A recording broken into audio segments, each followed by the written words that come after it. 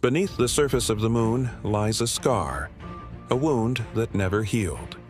The Hellmouth, carved by hive hands, fed by centuries of death and echoing with the whispers of gods. When the Guardians came, they found tunnels older than memory, paths that led deeper into madness itself.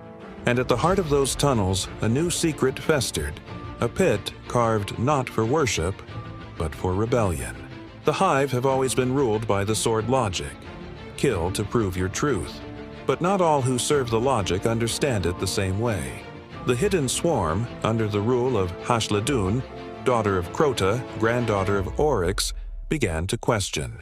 They whispered that the Hive had grown weak, that the line of Oryx was failing.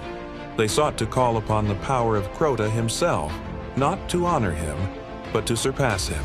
And so they built their heresy in secret, a pit beneath the Hellmouth, where faith was tested not by prayer, but by defiance. The Guardians entered the pit not as conquerors, but as intruders in a ritual they could not comprehend. The air was thick with rot and chanting, bone towers soaked in blood, symbols of hive runes, each one a sentence of devotion or death. Every step downward was a rejection of light. Every enemy, a believer dying to prove their truth. At the threshold, the necropolis loomed, a city of bones ruled by the faithful, each one guarding their own false god. The deeper the Guardian went, the louder the whispers became. You should not be here. This is not your war. Below the necropolis, the true test began. The chamber of suffering, a place where pain was worshipped, where light was stripped and only agony could grant passage. The Hive believed that through torment, one could see the truth of the sword logic, that survival itself was prayer.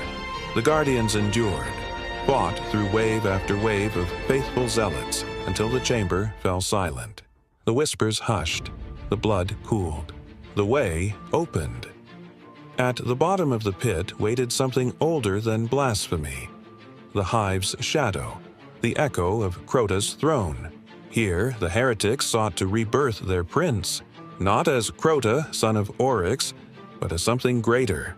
The ritual had failed. Their faith had consumed them. Their god was gone, but their hunger remained.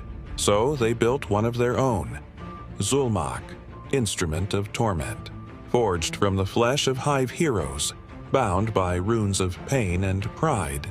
They crowned him with fire, anointed him with hatred, and called him God. And then, the light descended.